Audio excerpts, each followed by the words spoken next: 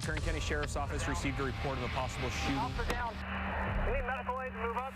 A subject inside the residence began shooting at the deputies. Officer down. Custody on the badge. 2 of our deputies were struck.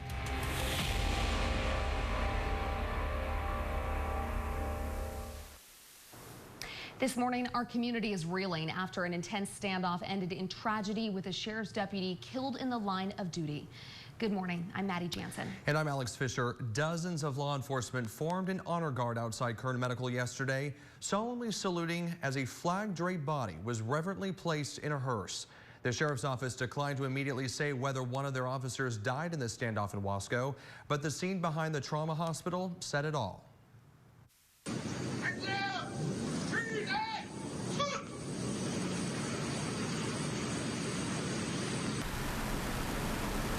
The county's top law enforcement officers led a tearful procession from the hospital to the nearby coroner's office. Men in uniform openly wept as the body bag was carried down a corridor lined with officers and deputies holding a formal salute. Some of the officers wore the dress uniforms reserved for formal occasions like funerals. Other officers were dressed in camouflage combat gear, as if they had just come from the firefight that ended a few minutes earlier.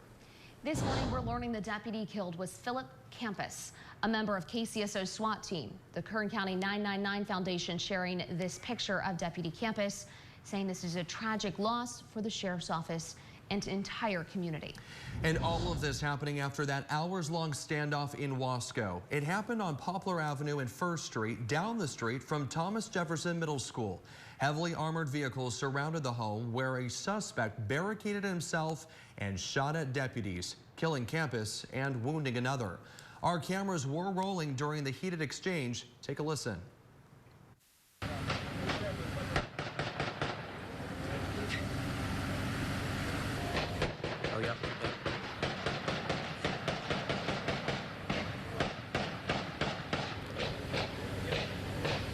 We begin with 17's Aton Wallace.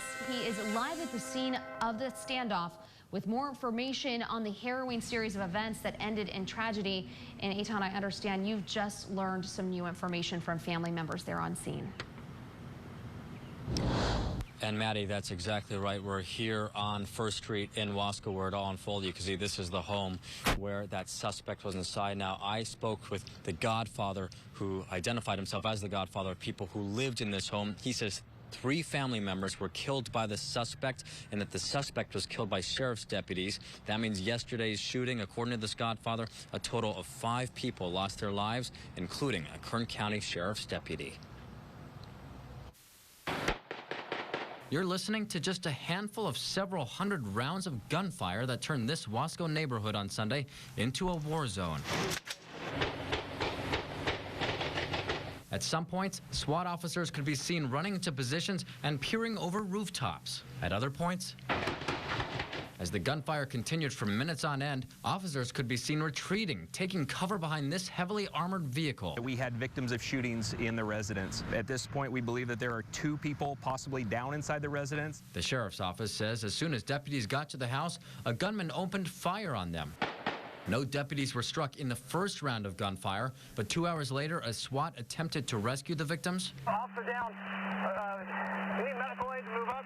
In fact, 2 officers were shot. 17 News photojournalist Juan Corona capturing video as one of the officers was helped into a Hall ambulance. The other was airlifted to Kern Medical. One of the wounded deputies, Philip Campus, later died at the hospital.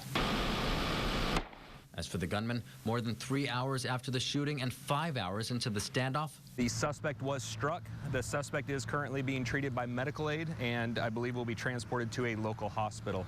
I'm feeling kind of shaken, but it'll go away. Hopefully it all goes back to normal. Back to normal, not possible for the fallen deputy's family. Mourners already paying their respects, placing flowers and lighting candles outside the Wasco KCSO substation. A visual reminder that one Kern County family and the greater law enforcement family now mourning one of their own. This is the home where you can see a Bearcat armored vehicle with SWAT actually went in. Look at the big hole in the home's wall right there. And then as I step into frame, you can see actually where the Bearcat went up onto the sidewalk here. Notice the entire fence is gone, and you can totally see the tracks of the Bearcat. And by the way, right near the door there, you can also see bullet holes near the wall there in the door area. So definitely remnants of what was a chaotic scene here in Wasco. And again, I just spoke with the godfather of people who lived here at this home. He says 3 of his relatives were killed here. He also says the suspect died and a sheriff's deputy died. That would make 5 total who died here after all that unfolded yesterday. We're live in Wasco. Aton Wallace, 17 News. Just a year and a half ago, Deputy Philip Campus was named Deputy of the Month. He spoke about receiving the award from the Kern Law Enforcement Association. I really appreciate the Kern Law Enforcement Association for recognizing me with this award, the Deputy of the Month award. It truly means a lot. That was Deputy Campus in December 2019. In addition to being part of SWAT, KLEA says that Deputy Campus was a part of the Honor Guard and a former Marine. And Maddie, this is something that we've heard the sheriff talk about before on this very program. It was just last year. He was telling us it felt like deputies were encountering more violent suspects and even more of them over time. And now it has had a deadly consequence. He's been saying it for years, and just over 8 months ago, Sheriff Donnie Youngblood said it here. Suspects are getting more aggressive. You know, what's concerning to me is we've had this rash of people that are running at police officers, at deputies. This is something different that is pretty frightening. Now the Kern County Sheriff's Office is mourning one of their own. Officer down. We need medical aid to move up. Our hearts are broken because of a loss of a star in our organization. When you talk about police officers that run toward gunfire, that's him. Deputy Campus, a 5-year veteran, was killed in line of duty on July 25th, 2021.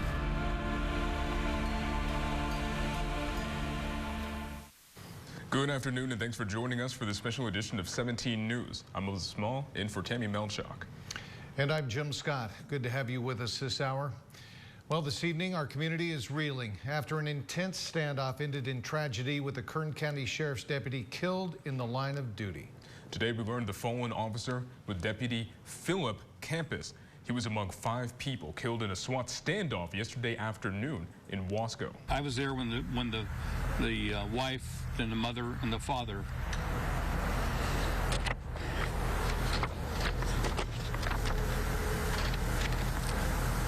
we just felt we needed to wait.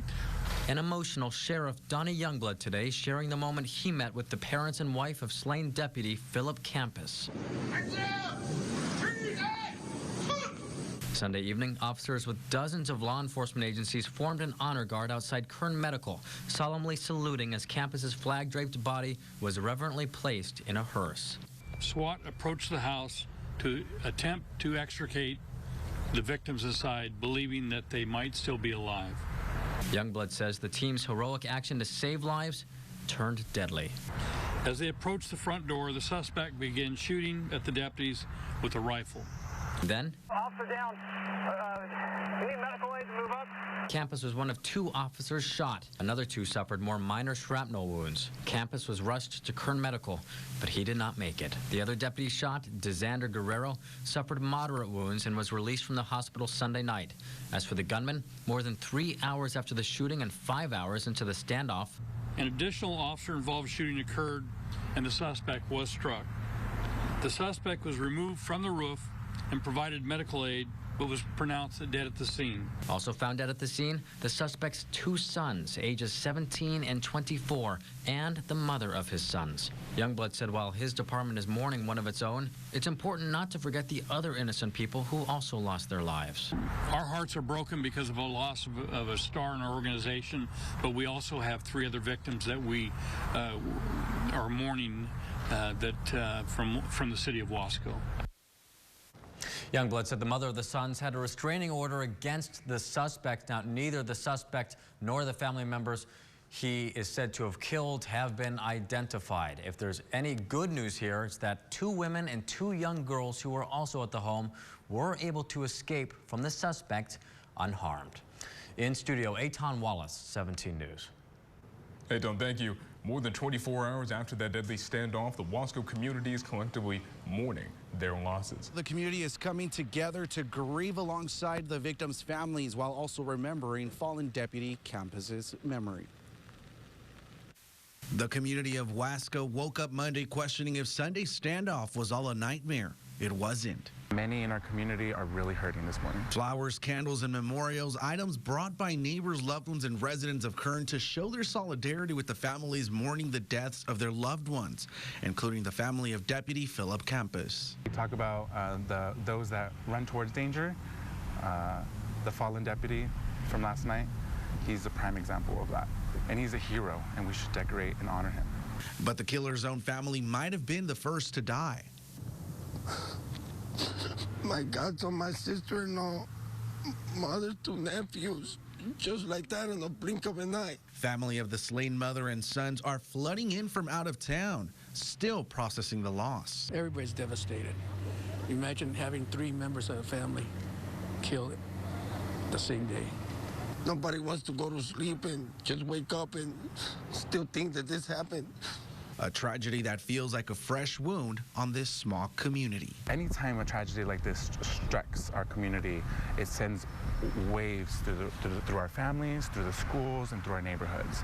And right now, many in our community are really hurting this morning. It's sad. Well, the signs of support from the community are very present. Flags are flying at half-staff here in Wasco and at KCSO headquarters in Bakersfield. Memorials with flowers and candles have popped up not only here in Wasco, but also at various Kern County Sheriff substations. I'm bringing it back live out here. We are seeing that there's still a very active scene. The Kern County Sheriff's Office is still investigating the situation, and they do believe that it might have been a domestic violence situation. But once again, that is currently under investigation. In Wasco, Christian Galeno, 17 News. As Sheriff Youngblood mentioned, yesterday's shootings are believed to have been spurred by a domestic violence situation. We want to remind you that if you are experiencing domestic violence, there is help. Always call 911 if it's an emergency, and you can also call the Alliance Against Family Violence and Sexual Assault during normal business hours at 322-0931, or call the National Domestic Violence Hotline at 1-800-799-SAFE. And just minutes ago, Bakersfield Congressman and House Minority Leader Kevin McCarthy released a statement on Deputy Campus's death. On Twitter, the congressman said, in part, "We lost a hero today. Deputy Campus put himself in harm's way to keep his community safe. We will never forget his sacrifice." He also left a legacy of leadership in another organization near and dear to his heart, the Devil Pups, a program for teens that teaches teamwork, toughness, and citizenship. The Devil Pups are based on some of the principles of his beloved U.S. Marine Corps. Campus knew a little about the Marines, having served for a decade, a time that included deployment to Afghanistan. Dick Taylor, local liaison for the Devil Pups, hired Campus as a teen 20 years ago to work at his business, Taylor Tire and Brake. When he was in Afghanistan, he brought us back a flag that had been flown over the battalion headquarters in Afghanistan. It still hangs on our wall here. Taylor knew Campus as a tough guy who commanded respect, but also was a man who couldn't always hide his gentle soul. It's hard to hide dimples when you smile, and it's hard to look mean when you got dimples showing. This morning, I reached out to Deputy Julio Garcia, a good friend of Deputy Campus's, also a former Marine and a member of the SWAT team. He did say through his wife that he loved him like a brother, and he's still trying to understand why God needed him sooner in the heavens. Maybe God needed a brave and courageous, honorable soul like Philip to keep people in line down here. At Sheriff's Headquarters, Robert Price, 17 News. We have seen the outpouring of support across our community. Now, this loss is affecting our friends, neighbors, and co-workers, and the time has never been greater to give back to our brothers in blue. This community is made up of people that 99% or 100% behind their law enforcement agencies, and we greatly appreciate that, because now is when we need it. Our community faced an unthinkable tragedy, but in times of hardship, we rallied together, this time to support a family who lost their rock, father and husband Sergeant Philip Campus. Right now, how would you like to be that wife sitting at home with those kids, not knowing where that next paycheck's coming from? The 999 Foundation, a local nonprofit helping families of fallen officers, is collecting money for the Campus family, along with the families of the 3 other officers injured in the line of duty. You can show your support other ways. One woman stopped by the sheriff headquarters to drop off flowers and a card to pay her respects. I had heard about the tragedy. My heart was just breaking all night long. I just kept thinking about, the family, and I thought, what can I do? What can I do? If you'd like to send a card, you can do so by sending it to 1350 Norris Road, Bakersfield, California. All right, Nicole Gitsky with us tonight in studio. Thanks, Nicole. And thank you for joining us for this special edition of 17 News. NBC Nightly News is next.